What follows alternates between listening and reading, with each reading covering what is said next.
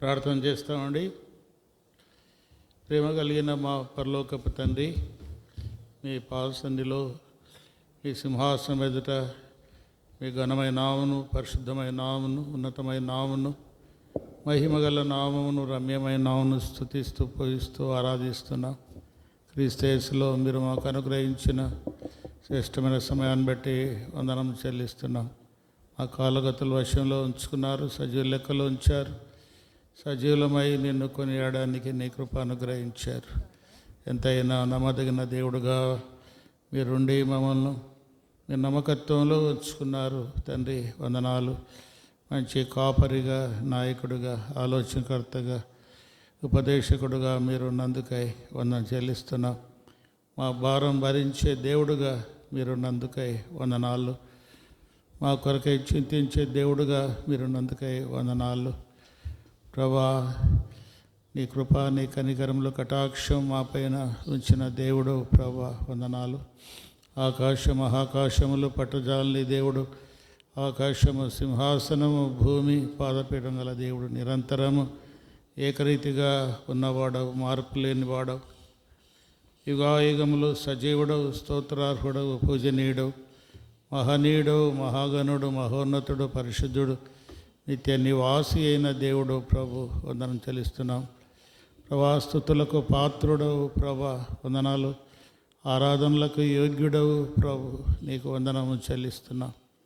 మరి ఉదయకాలం నీ సన్నిధిలో ఉంటున్నాం. తిరిగి మరొక ప్రభు దినములో మాకు ప్రవేశమిచ్చారు. గడిచిన వారమంతా కూడా మీరు తోడై ఉన్నారు. మీ యొక్క నడిపింపు మాకు దయచేశారు. ప్రతి పరిచర్యలో సహాయపడిన దేవుడు ప్రభు, నీకు వందనం చెల్లిస్తున్నాం. ఈ సమయం కూడా దీవనకరంగా ఉంచండి. ఈ దినం పరిచర్య నీకు అప్పగిస్తున్నాం. మీ ఆధిపత్యంలో, అధికారంలో నడిపించి మీ నామునికే మహిమ తెచ్చుకోండి. మా కాదు యెహోవా, మా కాదు, నీ కృపాసత్తుని బట్టి నీ నామునికే మహిమ, మీ నామునికే మహిమ కలుగున్నట్లుగా సాయం చేయండి. మేము నిమిత్త మాత్రమే ప్రభా, కార్యమును జరిగించేవాడవు, నెరవేర్చేవాడవు నీవే తండ్రి. నీకే మహిమ కలుగునట్లుగా చేయండి. నీవు తప్ప ఇక్కడ ఎవరు కనబడకుండా చేయమని కూడా వేడుకుంటున్నాం. ప్రభా, సాయం చేయండి. ప్రభా, ఆరాధన కొరకే నీ దాసుని సిద్ధపరచండి, బల్ల కొరకే సిద్ధపరచండి. మరి బల్ల విడిచినప్పుడు, పంచినప్పుడు నీ పరిశుద్ధత దయచేయండి. చివరి ప్రార్థన దేవుని వరకు మీరుండి జరిగించండి. సండే స్కూల్ పరిచర్య టీచర్స్ జ్ఞాపకం చేసుకోండి, పిల్లలను జ్ఞాపకం చేసుకోండి, అందరినీ కూడా మీరు నడిపించండి. ప్రభా తండ్రి, మేమందరం కలిసి సకాలంలో నిన్ను మహిమపరిచినట్లుగా కృప చూపమని వేడుకుంటున్నాం. ప్రభా, సకాలంలో ప్రారంభించి సకాలంలో ముగించడానికి కూడా సహాయం చేయండి. ఎండలు ఎక్కువగా ఉన్నాయి. ఎండ తీవ్రతను కూడా తప్పించి నీ ప్రజలను క్షేమంగా నడిపించమని కూడా వేడుకుంటున్నాం. నీ దాసుడు రాజన్న కూడా తండ్రి మీరు తీసుకొచ్చారు, వందనాలు. నీ దాసుని కూడా ఆరోగ్యం దయచండి. ప్రతాప్ కూడా మీరు జ్ఞాపకం చేసుకోండి. వారి పొలాలు సమస్తను ఆశ్వాకరంగా, దీవెనకరంగా ఉంచమని కూడా వేడుకుంటున్నాం. ఈ సమయం నీకు అప్పగిస్తూ సార్వత్రిక సంఘము, హెబ్రోను సహవాసం పెద్దలు దీవించి ఆశ్రయించమని వేడుకుంటూ మీకే మహిమ, ఘనత, ప్రభావములు కలుగజేసుకోమని, పాటలు, వాయిద్యాలు సమస్తము నీకు మహిమకరంగా ఉంచుమని యేసు నామమున ప్రార్థించి వేడుకుంటున్నాము తండ్రి. ఆమేన్.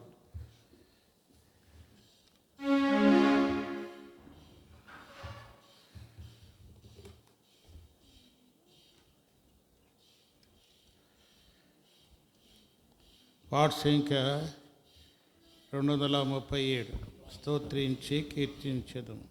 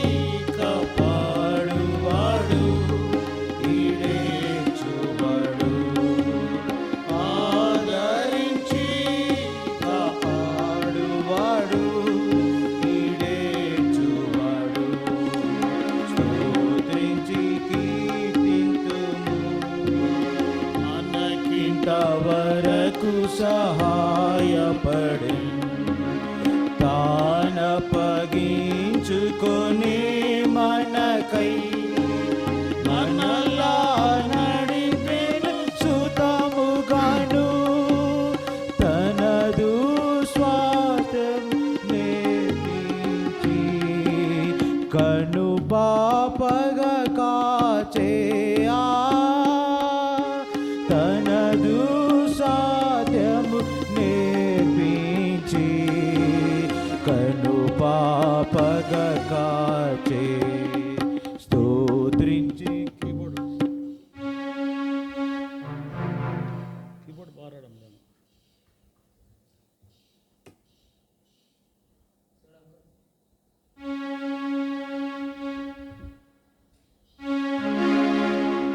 చక్కగా రావడం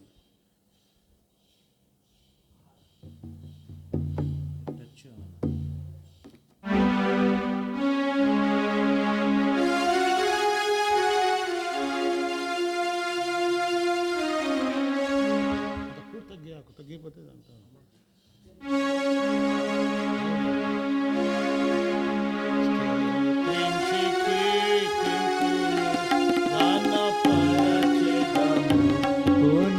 కొనియాడెదము ఆదరించి కాపాడువాడు ఈడేచువాడు ఆదరించి కాపాడువాడు ఈడేచువాడు స్తోత్రించి కీర్తింతుము ఈ ధరలోని నరులాలో యాదార్థ హృదయులకు ఈ ధరలోని నరులకు యాదార్థ హృదయులకు ముదమున తన చిత్తము తెలుపు పదిలముగా ప్రభు కర్ణులు హృది విని పరిగెత్తువా పదిలముగా ప్రభు కర్ణులు హృది విని పరుగెత్తు స్తోత్రించి కీర్తింతుము గణపరచెదము కొనియాడెదము ఆదరించి కాపాడువాడు ఈడేర్చువాడు ఆదరించి కాపాడువాడు ఈడేర్చువాడు స్తోత్రించి కీర్తింతుము అన్ని సమయములలో కన్నులతో బోధించును అన్ని సమయములలో కన్నులతో బోధించును నన్ను మార్చెను తాపినను పెన్నుగా హృదయము నాదరించే నా గురు యేసువా నుగా హృదయము నాదరించే అన్నా గురు యేసు స్తోత్రించి కీర్తింతుము గణపరచెదము కొనియాడెదము ఆదరించి కాపాడువాడు ఈడేర్చువాడు ఆదరించి కాపాడువాడు ఈడేర్చువాడు స్తోత్రించి కీర్తింతుము అగ్ని వంటి కన్నులు విఘ్నములా నుండి విడిపించును తగిన సహాయము చేయును ఏ కాలమందునకును కావు హక్కున పిల్లలకు ఏ కాలమందునకును కావు మాకువ పిల్లలకు స్తోత్రించి కీర్తింతుము గణపరచెదము కొనియాడెదము. ఆదరించి కాపాడువాడు ఈడేచువాడు. ఆదరించి కాపాడువాడు ఈడేచువాడు. స్తోత్రించి కీర్తింతును హాగరును చూచిన కన్నులు అనేకుల చూచెను. ఇశ్రాయేలుల కనికరించే ఎజ్రాకు సహాయపడెను. నిద్రించవునెప్పుడు ఎజ్రాకు సహాయపడెను. నిద్రించవునెప్పుడు స్తోత్రించి కీర్తింతుము గణపరచెదము కొనియాడెదము. ఆదరించి కాపాడువాడు ఈడేచువాడు. ఆదరించి కాపాడువాడు ఈడేచువాడు. స్తోత్రించి కీర్తింతుము నీతిమంతుల చూచెను. దాచి బ్రోలి కాచెను జ్యోతుల వాలెను.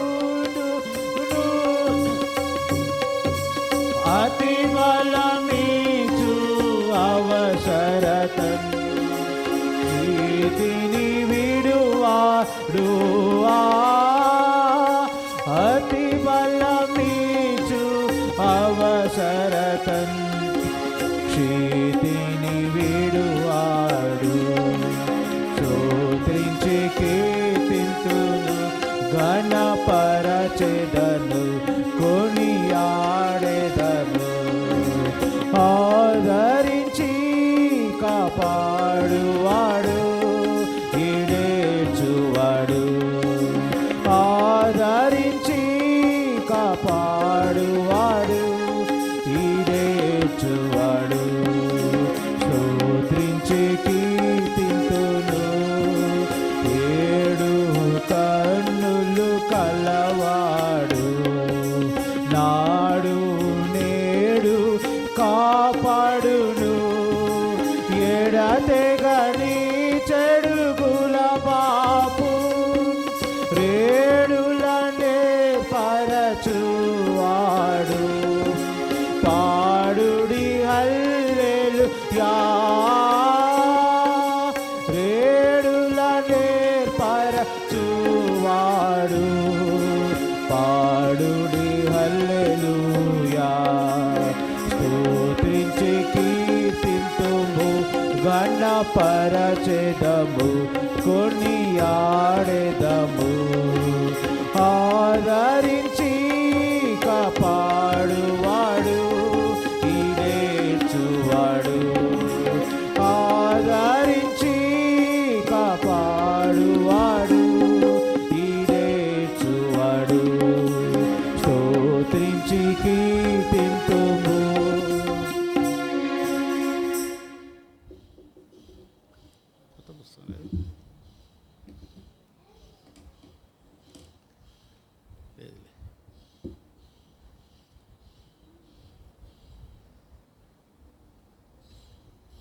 రెండొందల 43వ పాట. ఆనందముగా యెహోవాని రూపాలన్నీ. 241.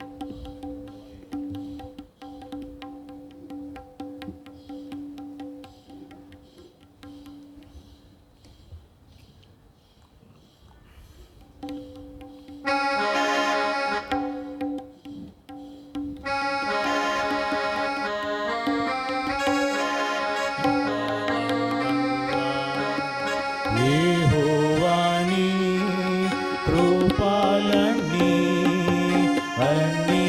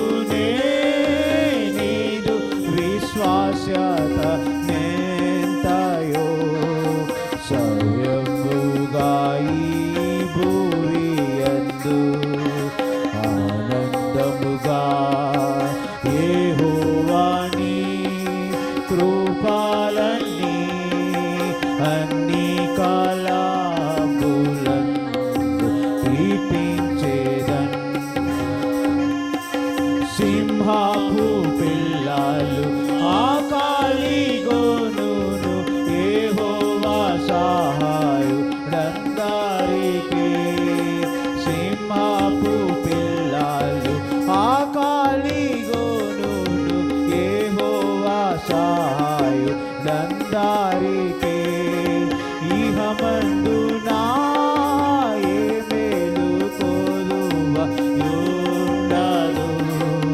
ఆహా ఏ మందుని విశ్వాసతన్ ఇహమందునా ఏ మేలు కొలువ యుండదు.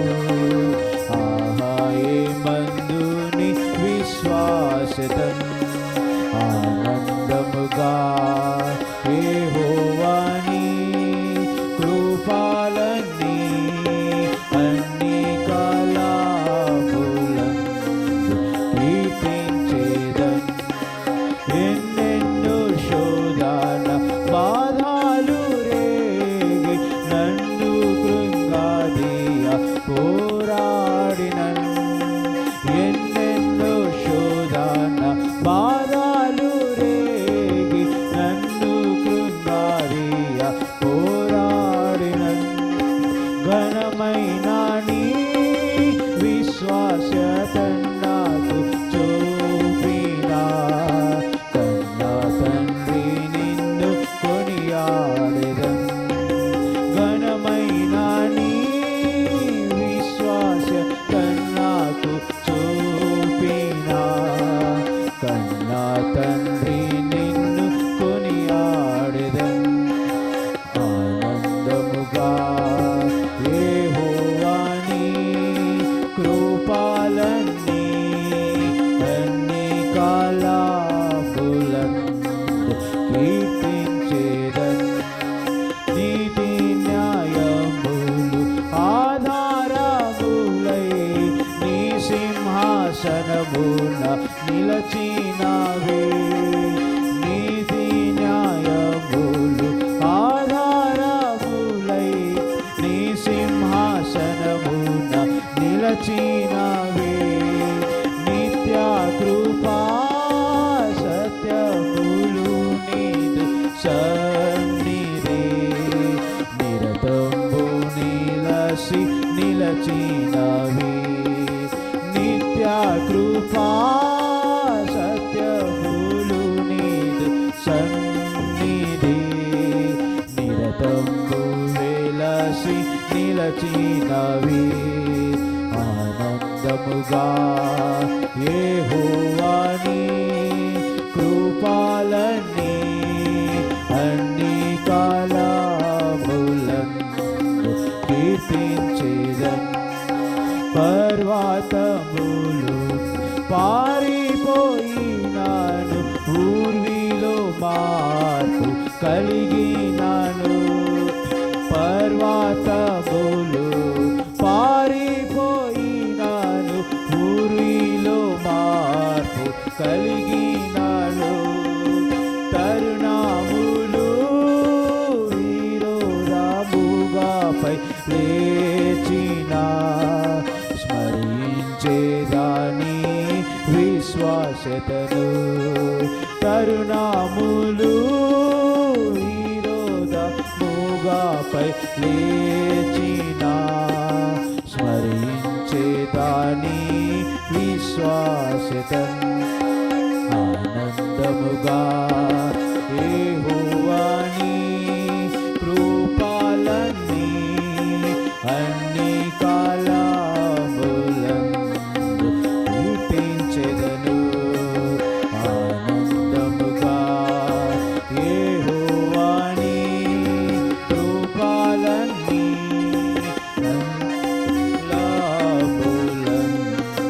కీర్తించెదను.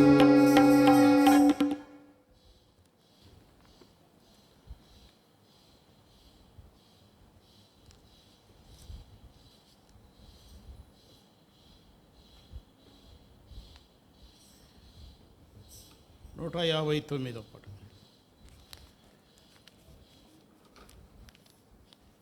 పాట సంఖ్య 159.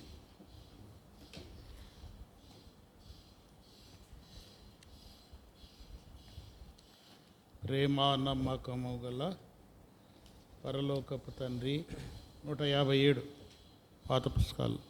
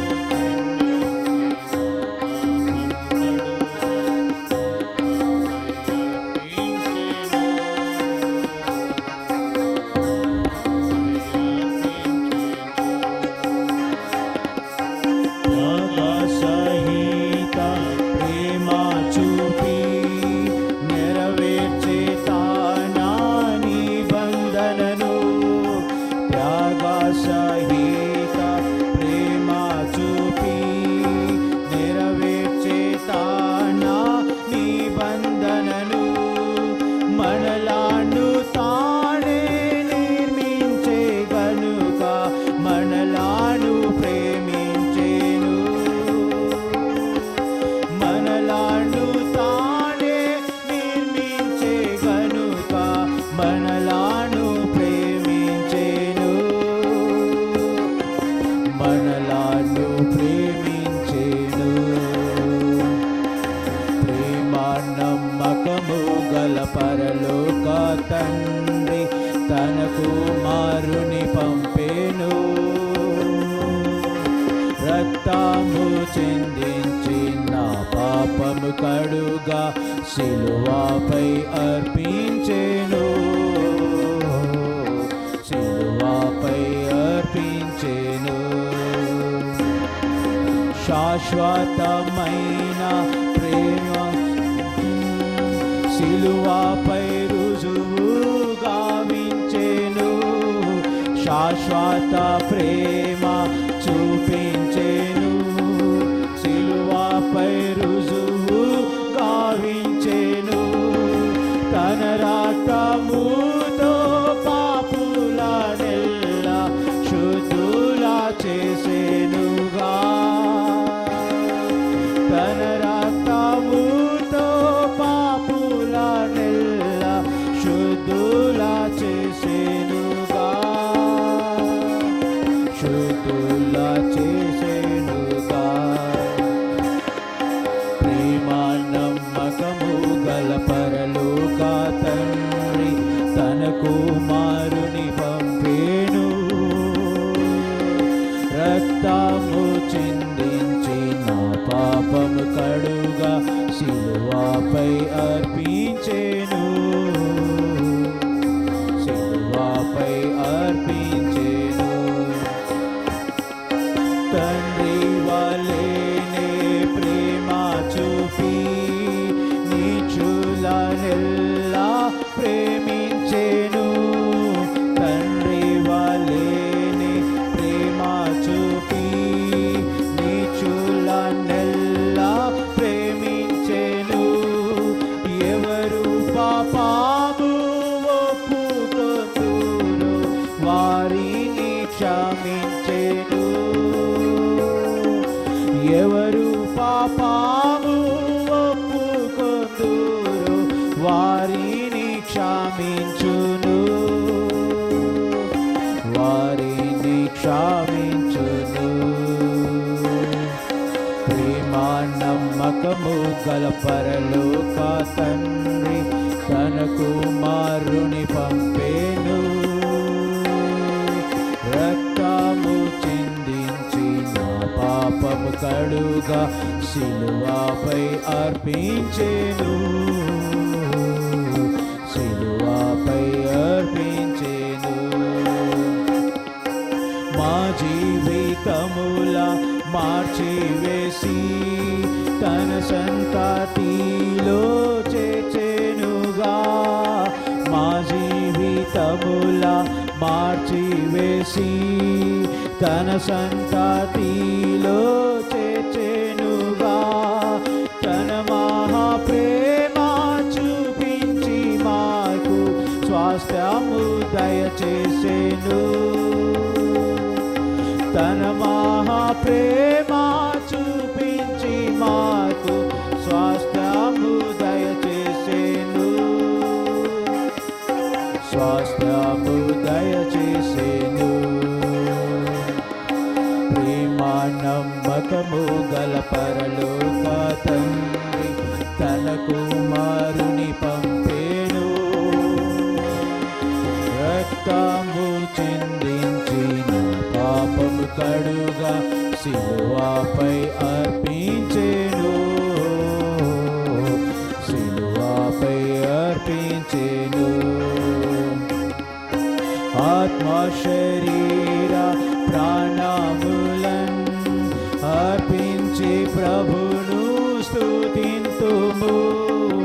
ఆత్మ శరీర ప్రాణములన్ అర్పించి ప్రభును స్తుతింతుము. హల్లెలూయా స్తుతి మహిమ ఘనత ఎల్లప్పుడు ప్రభుకే. హల్లెలూయా స్తుతి మహిమ ఘనత ఎల్లప్పుడు ప్రభుకే, ఎల్లప్పుడు ప్రభుకే. నమ్మకము గల పరలోక తండ్రి తన కుమారుని పంపేను, రక్తము చిందించి నా పాపము కడుగా సిలువపై అర్పించేను, సిలువపై అర్పించేను. ఆరాధనలోనికి ప్రవేశించక పూర్వం దేవుని వాక్యాన్ని విందాం. దేవుని వాక్యం ద్వారా ప్రభు ఇంతటి గొప్పవాడు మనం ఎరిగి మన జీవితంలో ఆయన జరిగించిన గొప్ప కార్యాలను బట్టి ప్రభుని ఎలా స్తుతించాలనో దేవుని వాక్యం ద్వారా మనం హెచ్చరించబడి ఆత్మతో సత్యముతో యథార్థముగా మనం ప్రభును ఆరాధన చేస్తాం. దేవుని వాక్యాన్ని విందాం.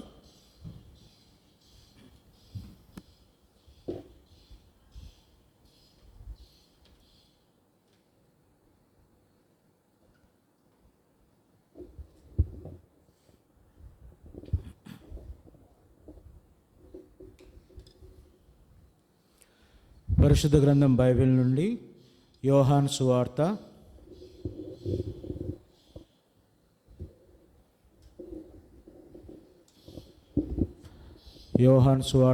4వ అధ్యాయము 24వ వచనమును అందరం కలిసి చదువుకుందాం.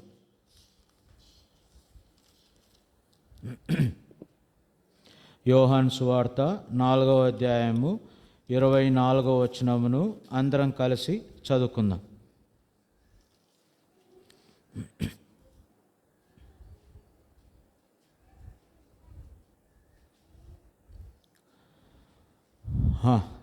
చదవండి నాతో పాటు కలిసి. దేవుడు ఆత్మ గనుక ఆయనను ఆరాధించువారు ఆత్మతో సత్యముతో ఆరాధింపవలనెను. మరొకసారి చదువుకుందాం. దేవుడు ఆత్మ గనుక ఆయనను ఆరాధించువారు ఆత్మతోనూ సత్యముతోనూ ఆరాధింపవలనను. చిన్న మాట ప్రార్థన చేసుకుందాం.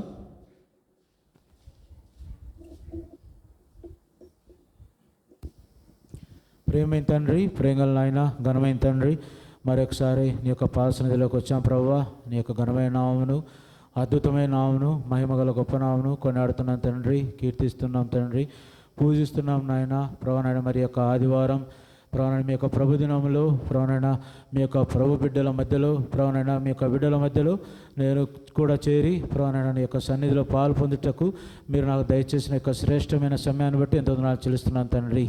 ప్రభువా ఈ కూడికకు మీరు తీసుకొని వచ్చిన ప్రజలను బట్టి వందనాలు. ఇంకా రావాల్సిన వారిని క్షేమకరంగా తీసుకొని రండి, త్వరపెట్టి తీసుకొని రండి. ఎవడు కూడా ప్రభువా మరి నాయన నిర్లక్ష్యం చేసి ప్రాణాన్ని అలక్ష్యం చేసి నీ సన్నిధి పోగొట్టుకొనకుండా అందరూ సంతోషంతో సన్నిధికి వచ్చి నీ సన్నిధిని మిమ్మల్ని అనుభవించే భాగ్యం దయచేయమని వేడుకుంటున్నాం తండ్రి. నిలబడి నేను కూడా ప్రభా అయోగ్యుని ప్రభా అపాత్రుని ఎందుకు పనికిరాని వాడిని ఒప్పుకుంటున్నాను తండ్రి. నీ సిలువ చాటున మరుగుపరచండి. యేసు తప్ప ఎవరు కనబడలేదు అన్నట్లుగా ప్రభువా మిమ్మల్ని మాత్రమే చూసినట్లు సహాయం చేయండి. ప్రభువా మరి ఎండ బయట వేడిగా ప్రభు మరి ఎక్కువ తీవ్రతగా ఉంది. ప్రభువా మమ్మల్ని కనికరించండి. ప్రభు ఎండ వేడి నుంచి తప్పించండి. ప్రభువా మరి యేసయ్య తండ్రి యొక్క సమయము సందర్భం కూడా తగినట్టుగా ఉన్నట్లు సహాయం చేయండి. ప్రభువా వాక్యం కూడా ప్రభువా నీ యొక్క మాటలు మాత్రం బోధించినట్లు సహాయం చేయండి. ప్రభువా ముందున్న సమయాన్ని మా కొరకు ఆశించి పంచిపెట్టమని ప్రభు ఆరాధన వాక్యంలోనూ ఆరాధన చేసేటప్పుడు మీ యొక్క సన్నిధి మాకు తోడుగా ఉండమని ప్రభువా మీ యొక్క ప్రసన్నత మాకు దయచేయమని ప్రభువా మీ యొక్క సింహాసనం మా మధ్యలో ఉంచండి. ప్రభువా మీరే రాజుగా మా అందరి హృదయాల్లో ప్రవేశించండి. ప్రభు అందరితో మీరు మాట్లాడమని ప్రభు ఆత్మతో సత్యముతో ఏ విధంగా మమ్మల్ని ఆరాధించాలో మీరు మాకు బోధపరుస్తున్నామని మా ప్రభును ప్రియరక్షకుడైన యేసుక్రీస్తు పరిశుద్ధ నామమున ప్రార్థించి అడిగి వేడుకుంటున్నాను తండ్రి. ఆమేన్.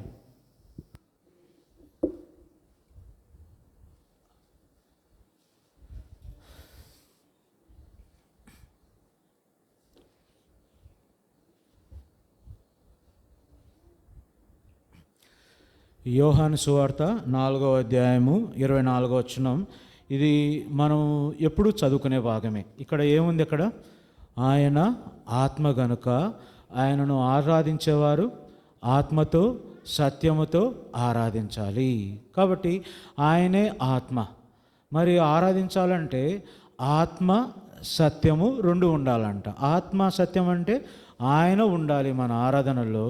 సత్యము అంటే ఇంకొక చోట ఉంది, నేనే మార్గమును సత్యమును జీవమునై ఉన్నాను. కాబట్టి సత్యము కూడా ఎవరు? దేవుడే. కాబట్టి ఆయనను తెలుసుకోవాలి.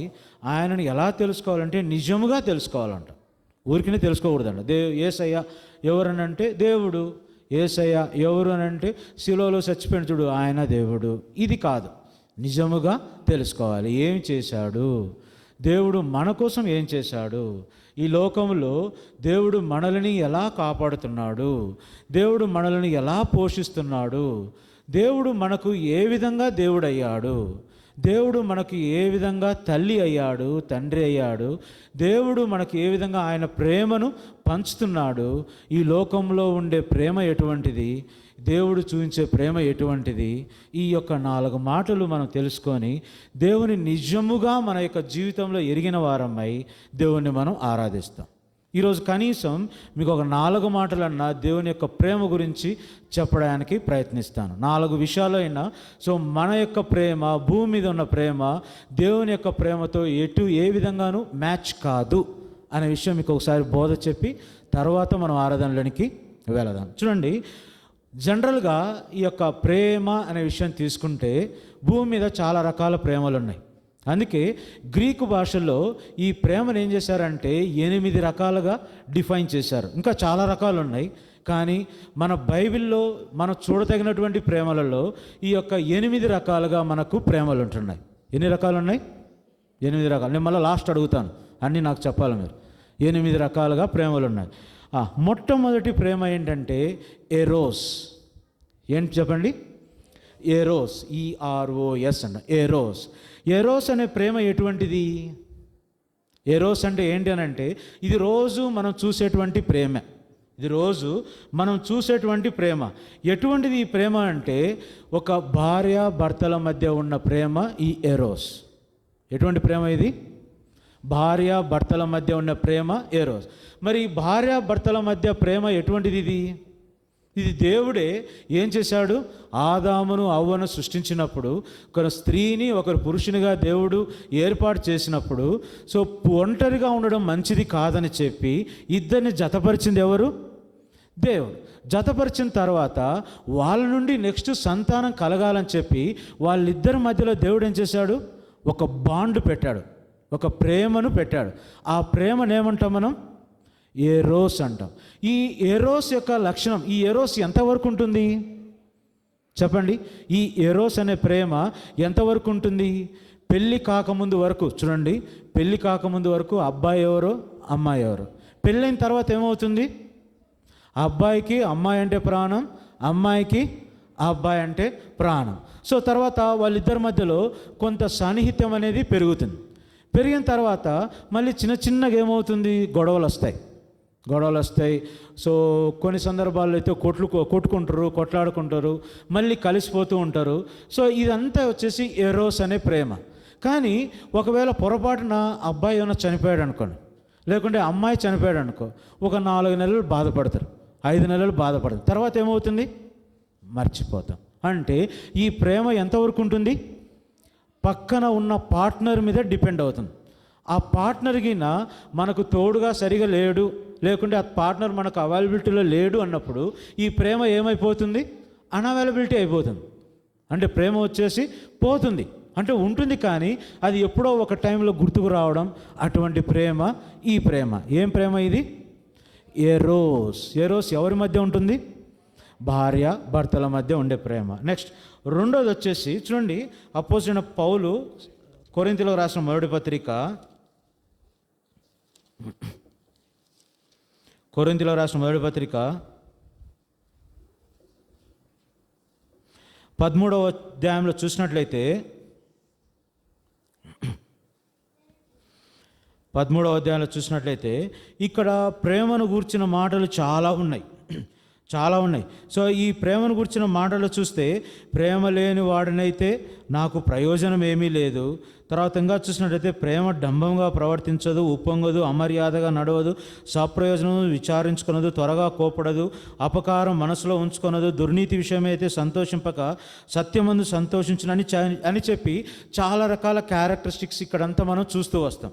కానీ భార్యాభర్తల మధ్య ఏమవుతుంది, కొంతవరకు ఇవి సహిస్తారు, కొంత దాటిపోతే ఏమవుతుంది, సహించరు. కొంత దాటితే సహించరు. ఇక్కడ చూడండి ఏమనుందంటే,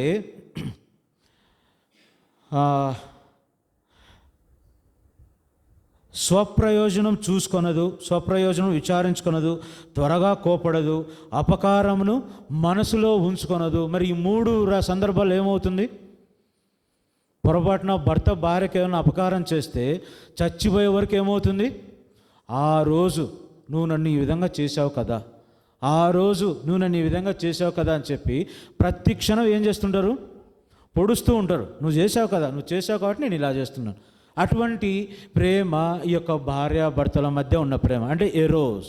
ఈ ఎరోస్కి ఎలా ఉంటుందంటే, ప్రేమ ఉంటుంది కానీ ఆ ప్రేమలో నిశ్చత అంటే సంపూర్ణముగా అనేది ఉండదు. అప్పుడప్పుడు కోపడుతుంది, మళ్ళీ ఏమవుతుంది, సర్దుకుంటుంది. తర్వాత ఈ పార్ట్నర్ మీద బేస్ చేసుకొని ఉంటుంది. తర్వాత రెండోదిగా చూసినట్లయితే ఫిలియా అన్నమాట. ఫిలియా అంటే, ఈ ఫిలియా ఎవరి మధ్యలో ఉంటుందంటే, సపోజ్ నేనున్నాను, నాతో పాటు నాకు ఇంకొక తెలిసిన వ్యక్తి ఇంకొకతను ఉన్నారు. నేను పొద్దున లేచి పనులు తోముకొని టిఫిన్ చేసి మళ్ళీ మధ్యాహ్నం లంచ్ చేసి సాయంత్రం డిన్నర్ చేస్తాను. తర్వాత నా ఉద్యోగం వచ్చేసి టీచర్ ఉద్యోగం. అదేవిధంగా నా తోడు ఇంకొకడు ఉన్నాడు అనుకోండి, వాడు కూడా ఉదయాన్నే లేచి పనులు తోముకొని తర్వాత టిఫిన్ చేసి వాడు కూడా టీచర్ ఉద్యోగం చేస్తా, సేమ్ నాలాగే వాడు కూడా ఉంటే మా ఇద్దరి మధ్య కూడా ఏమవుతుంది, ఒక బాండ్ వస్తుంది, ఒక ప్రేమ వస్తుంది. ఆ ప్రేమను ఏమంటాం, ఫిలియా ప్రేమ అంటాం, ఫిలియా లవ్ అంటాం.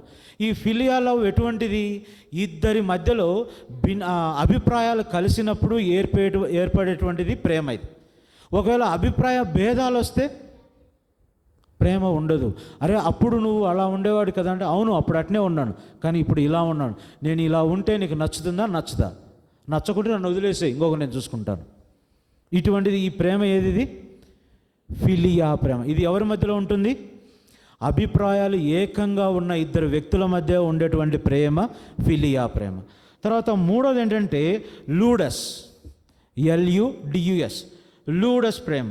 లూడస్ ప్రేమ అంటే ఏంటంటే, ఇద్దరు వ్యక్తులు ఉంటారు. ఈ ఇద్దరు వ్యక్తులు ఏంటంటే, సో బియాండ్ దేర్ ఎథిక్స్, భార్యాభర్తలు ఉంటారు. భార్యాభర్తలు కలిసి ఉండాల్సింది పోయిచ్చి, భర్త వచ్చేసి ఇంకొకరితో, భార్య వచ్చేసి ఇంకొకరితో కలుస్తారు. ఇటువంటి ప్రేమను ఏమంటాం, లూడస్ అంటే గేమ్ లవ్ అంటాం. గేమ్ లవ్ అంటే ఒక ఆట లాంటిది. ఈ ఆట అనేది ఎంతవరకు ఉంటుంది, గెలిచిన వరకే.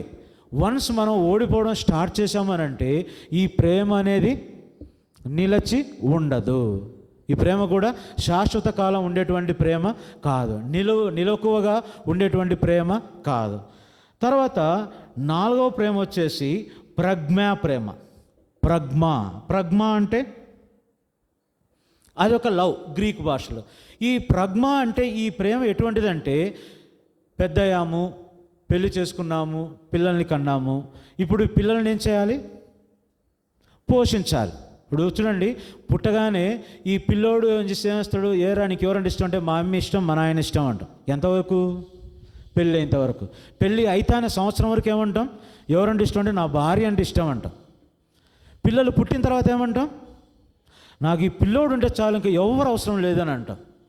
కాబట్టి వీడు బతికే జీవితం అంతా ఎవరి కోసం, ఆ పిల్లోడిని పెద్ద చేయాలా, ఆ పిల్లోడిని చదివించుకోవాలా, ఒక రెస్పాన్సిబిలిటీతో కూడిన ప్రేమ ఈ యొక్క ప్రజ్ఞా ప్రేమ. రెస్పాన్సిబిలిటీ అంటే పిల్లల్ని పెద్ద చేయాలి, వాళ్ళని చదివించుకోవాలి, వాళ్ళకి పెళ్ళిళ్ళు చేయాలి, వాళ్ళని జీవితంలో ఒక పొజిషన్కి తీసుకెళ్ళాలి. ఇటువంటి ప్రేమ ఎటువంటిది, ఇది ప్రజ్ఞా ప్రేమ.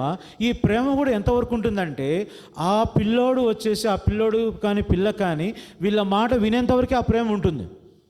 గమనించాలి, ఈ ప్రేమ ఎంతవరకు ఉంటుంది, వీళ్ళు ప్రేమిస్తారు, తల్లిదండ్రులు పిల్లల్ని ప్రేమిస్తారు.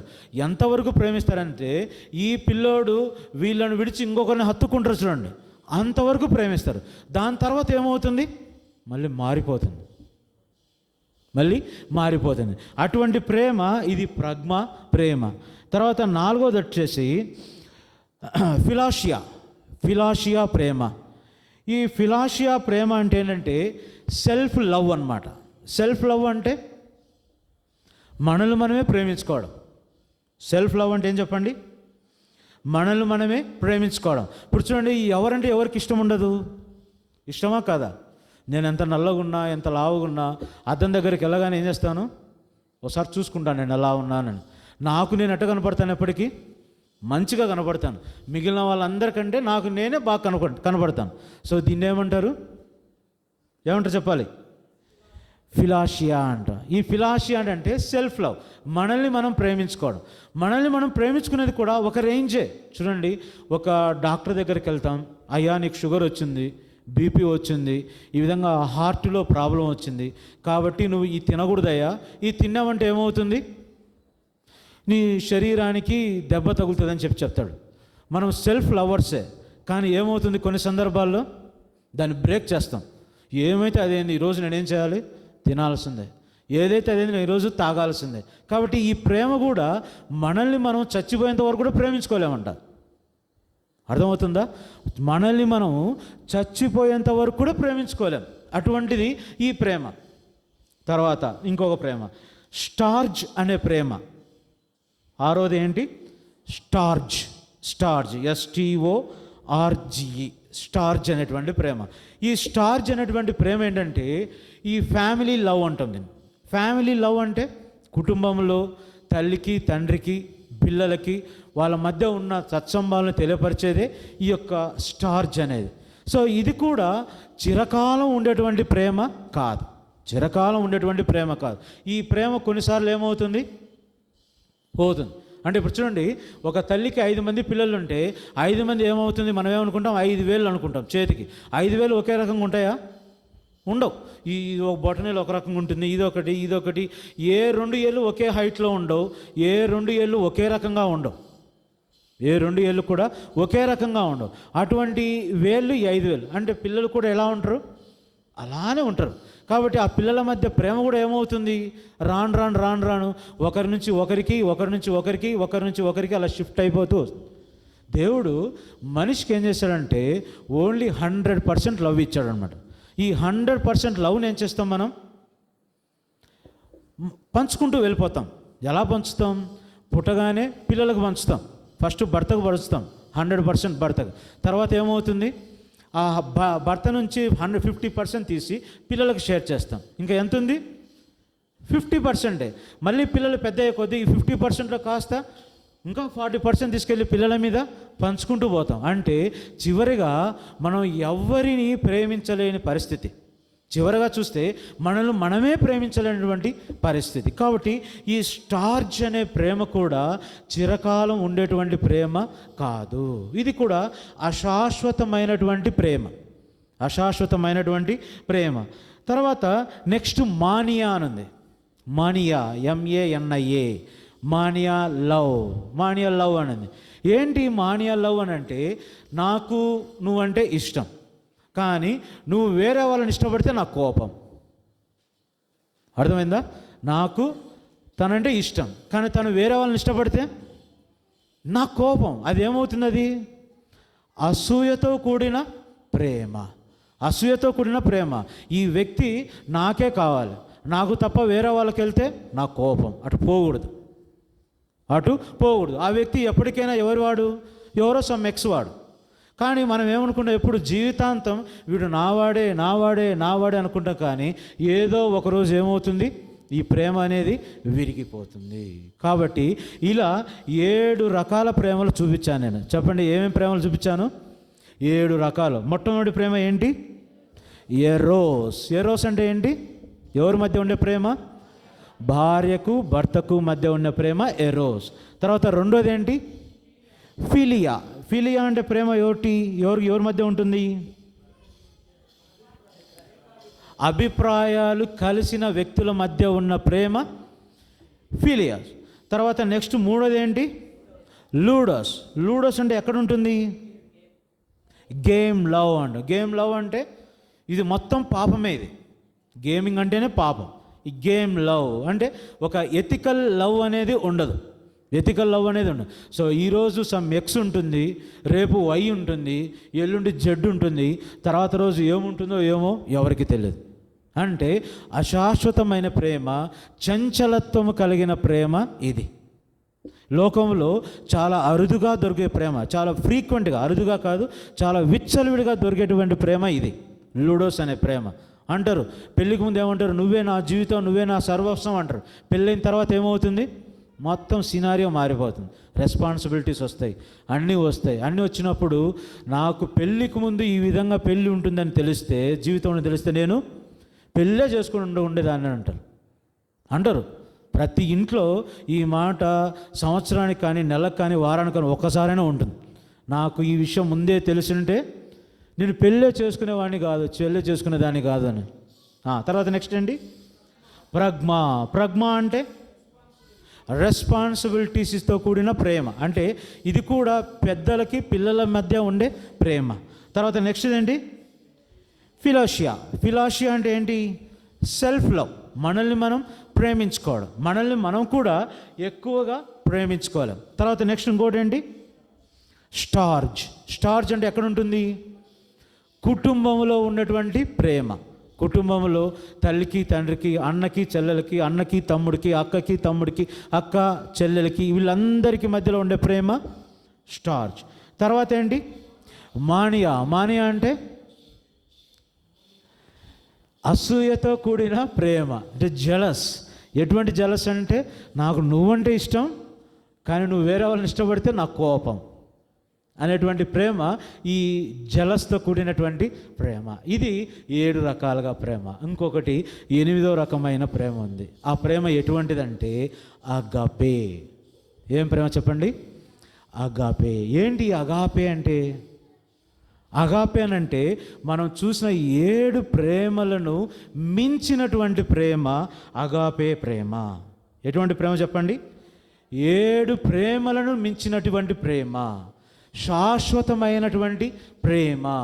అంటే ఈరోజు రేపు ఉండేటువంటి ప్రేమ కాదు, చచ్చిపోయినా కూడా నిన్ను పరలోకంలోనికి చేర్చే ప్రేమ అగాపే.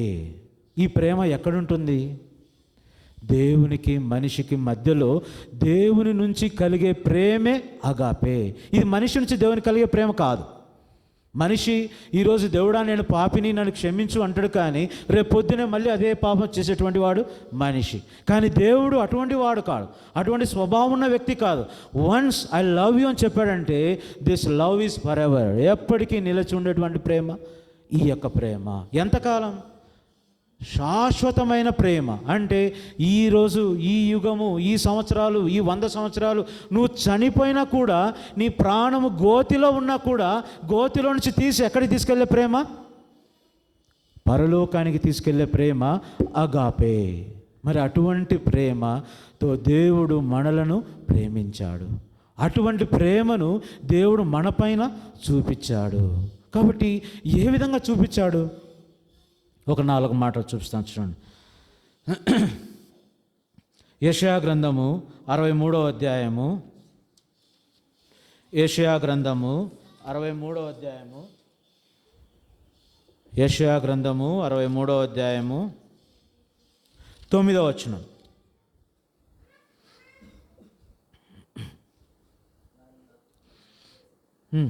వారి యావత్ బాధలో ఆయన బాధనందెను, ఆయన సన్నిధి దూత వారిని రక్షించెను, ప్రేమ చేతను తాళిమి చేతను వారిని విమోచించెను, పూర్వదినములన్నిటను ఆయన వారిని ఎత్తుకొనుచు మోసుకొనుచు వచ్చెను.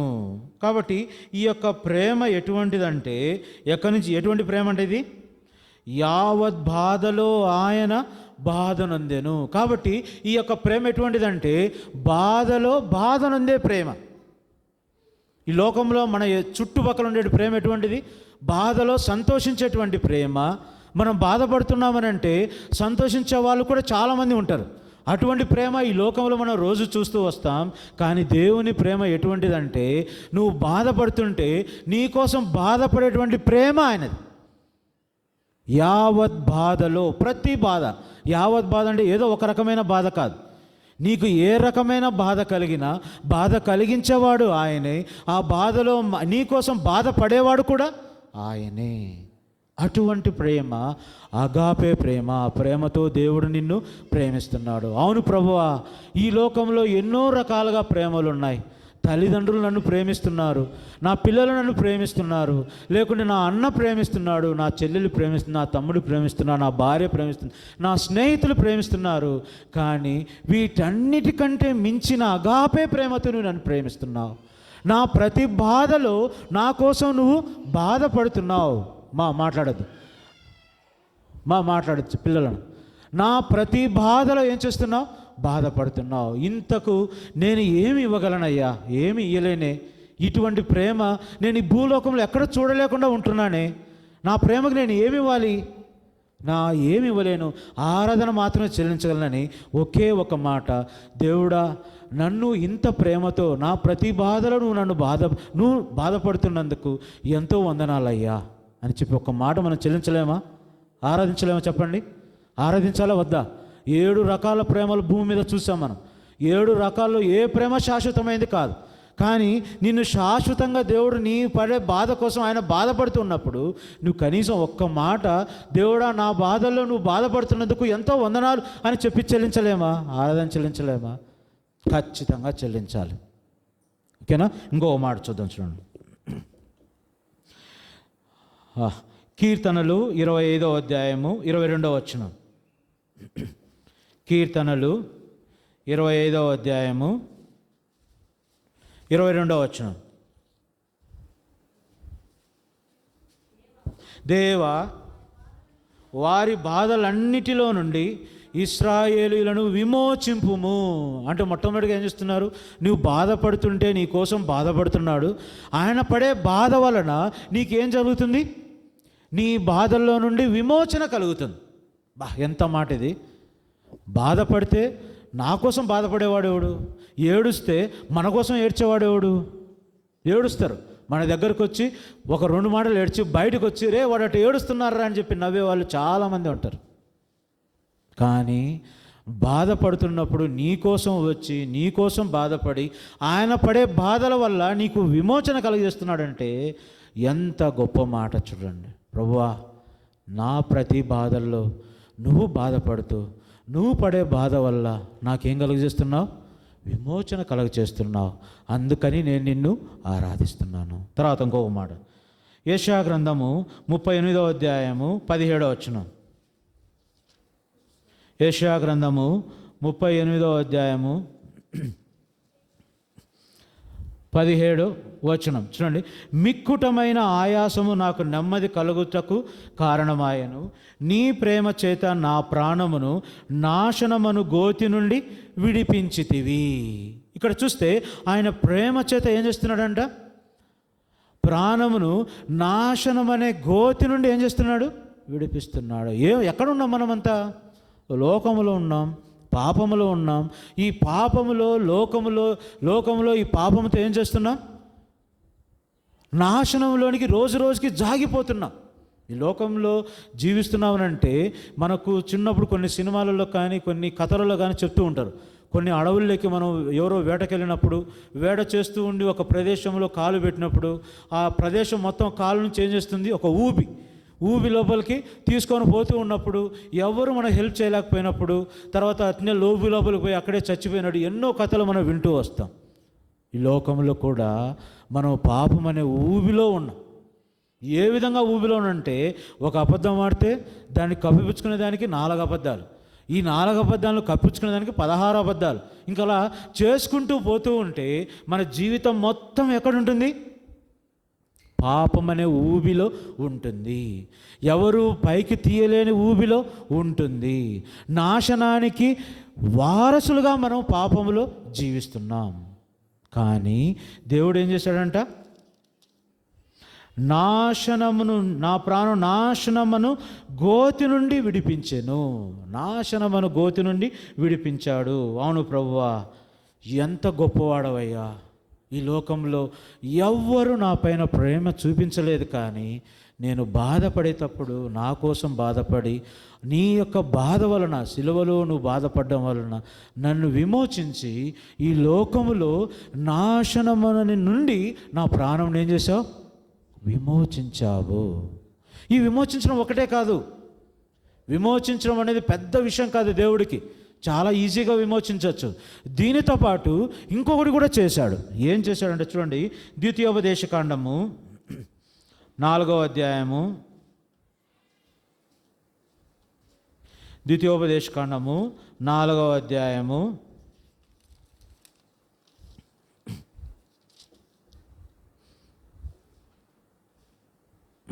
37వ వచనం. ఆయన నీ పితరులను ప్రేమించెను గనుక వారి తరువాత వారి సంతానమును ఏర్పరచుకొనెను. నీకంటే బలమైన గొప్ప జనములను నీ ముందర నుండి వెళ్ళగొట్టి నిన్ను ప్రవేశపెట్టి ఆయన నేడు చేయుచున్నట్లు వారి దేశమును నీకు స్వాస్థ్యంగా ఇచ్చుటకై నీకు తోడుగా నుండి ఐగుప్తులో నుండి తన మహాబలం చేత నిన్ను వెలుపలికి రప్పించెను. కాబట్టి పైనున్న ఆకాశమందును క్రిందనున్న భూమి యందును యెహోవాయే దేవుడనియు మరి యొక్క దేవుడు లేడనియు నువ్వు ఎరిగి జ్ఞాపకమునకు తెచ్చము. కాబట్టి ఇక్కడ చూసినట్లయితే ఆయన నీ పితరులను ప్రేమించను గనుక తర్వాత వారి సంతానమును ఏం చేశాడు? ఏర్పరచుకున్నాడంట. ఏం చేశాడు? నువ్వు బాధపడ్డావు, విమోచించాడు. నీ ప్రాణమును నాశనం అనే గుంతలో నుండి, ఊబిలో నుండి విమోచించాడు. విమోచించడమే కాకుండా నిన్ను ఏర్పాటు చేసుకున్నాడంట. ఎలా ఏర్పరచుకున్నాడు? ఆయన ప్రజలుగా ఏర్పాటు చేసుకున్నాడు, ఆయన స్వాస్థ్యముగా ఏర్పాటు చేసుకున్నాడు, ఆయన కొడుకుగా ఏర్పాటు చేసుకున్నాడు, ఆయన కూతురుగా ఏర్పాటు చేసుకున్నాడు. కాబట్టి ఎంత ప్రేమ ఆయన మన పైన చూపించాడు. ఇంకొక మాట చూసుకొని ఆరాధనలోనికి వెళ్ళదు. ద్వితీయోపదేశకాండము 23వ అధ్యాయము 5వ వచనం. ద్వితీయోపదేశకాండము 23వ అధ్యాయము 5వ వచనం. అయితే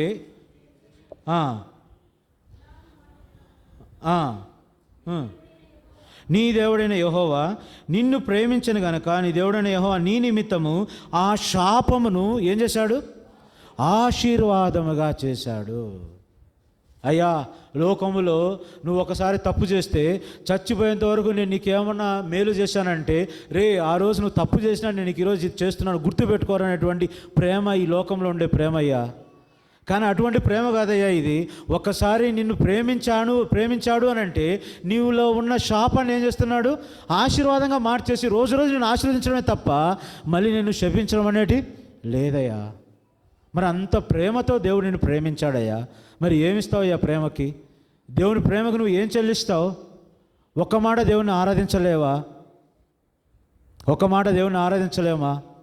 దేవుడా, ఈ లోకంలో ఎన్నో రకాల ప్రేమలు ఉన్నాయి, కానీ అన్ని ప్రేమల కంటే నీ ప్రేమ ఎంతో గొప్పది. అగాపే ప్రేమతో నువ్వు నన్ను ప్రేమించావు. అగాపే ప్రేమ ఎటువంటిదంటే స్వార్థము లేనటువంటి ప్రేమ, నిస్వార్థమైనటువంటి ప్రేమ, శాశ్వత కాలం ఉండేటువంటి ప్రేమ, కోపించుచునే వాత్సల్యం చూపించేటువంటి ప్రేమ, నాశనకరమైన గుంటలో నుంచి విమోచించేటువంటి ప్రేమ, నీ బాధలలో బాధపడేటువంటి ప్రేమ, ఆయన బాధపడుతూ నీ బాధల నుండి నిన్ను విమోచించేటువంటి ప్రేమ, నీకు తల్లిగా ఉండే ప్రేమ, తండ్రిగా ఉండేటువంటి ప్రేమ, భార్యగా ఉండేటువంటి ప్రేమ, భర్తగా ఉండేటువంటి ప్రేమ. ఈ యొక్క భూమి మీద ఎన్ని రకాలుగా రిలేషన్స్ ఉన్నాయో అన్ని రకాల రిలేషన్స్లో వారు చూసేటువంటి ప్రేమ కంటే ఒక్క మెట్టు కాదు 100 మెట్లు పైన ఉన్నటువంటి ప్రేమ. అంత గొప్ప ప్రేమతో దేవుడు నిన్ను ప్రేమిస్తున్నాడు. కాబట్టి మనం దేవుణ్ణి ఆరాధించబద్ధులమై ఉంటున్నాం. ఖచ్చితంగా దేవుణ్ణి ఆరాధించాలి. ఇంత ప్రేమించే దేవుడు మనల నుంచి కోరుకునేది ఏంటంటే ఒకే ఒక్క మాట, నన్ను మహింపరచగలవా? నేను నిన్ను ఇంత ప్రేమిస్తున్నాను, నువ్వు ఒక్క మాటతో నన్ను మహింపరచగలవా? నువ్వు మహింపరిస్తే సైతాను ఓడిపోతాడు, సైతానుకు సిగ్గు వస్తుంది. వాడికి సిగ్గు రావాలి, ఓడిపోవాలంటే నువ్వు నోరు తెరిచి నేను నిన్ను ఎటువంటి ప్రేమతో ప్రేమిస్తున్నానో ఒక్కసారి వాడికి చెప్పు, సైతానికి చెప్పు. సైతాన్ ఇక్కడే ఉన్నాడు, వాడి చెవులన్నీ తెరుచుకొని ఉన్నాడు, వాడి చేతులు కాళ్ళు అన్నీ మన మీద పెట్టాడు. వాడి చేతులు 2 చేతులు పెట్టి మన పెదాలు ఇటు మూసేశాడు, నోరు తెరవద్దు అని.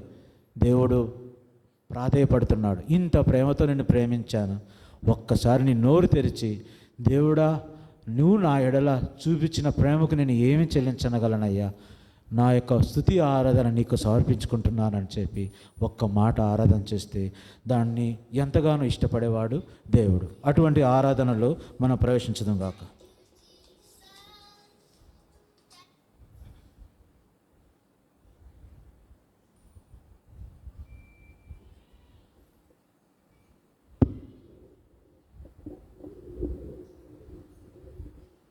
మనం లేచి ఓ యేసు నీ ప్రేమ పాట పాడుకుందాం. లేండి దయచేసి.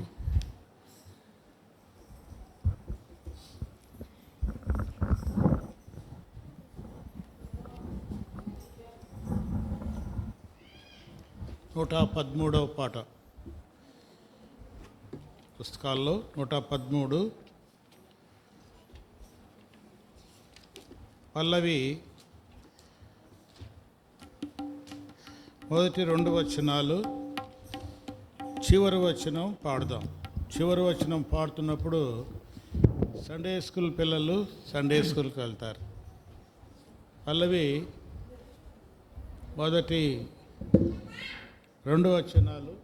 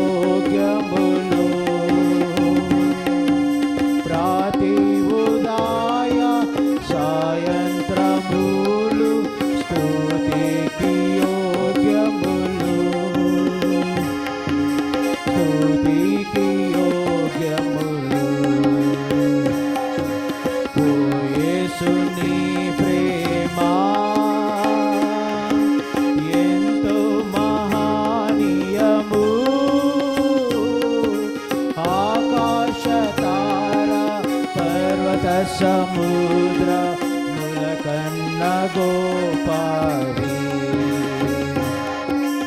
ఆకాశ తార పర్వత సముద్ర ములకన్న గోపారి ఓ యేసు నీ ప్రేమ సంకట సమయములో సాగాలెగున్నాము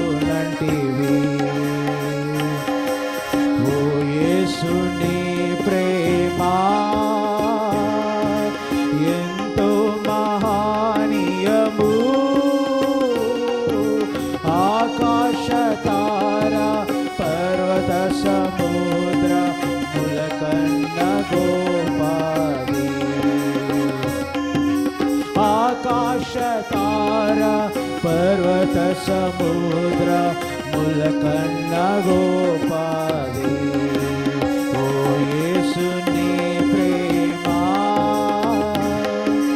దేవుని గృహములో సదా స్తుతించెదము దేవుని గృహములో సదా స్తుతించెదను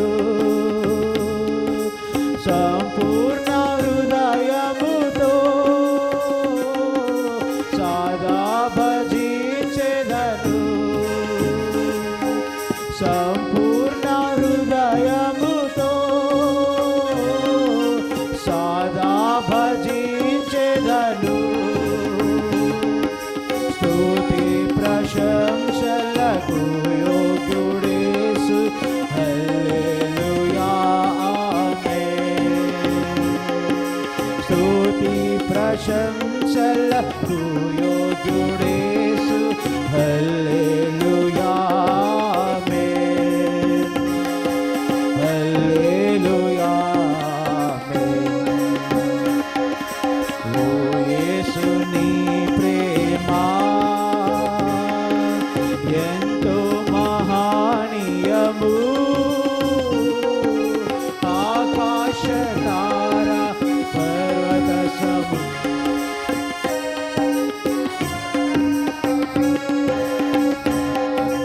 ఆకాశ తార పర్వత సముద్ర ముల కన్న గోపాలి ఓ యేసు నీ ప్రేమ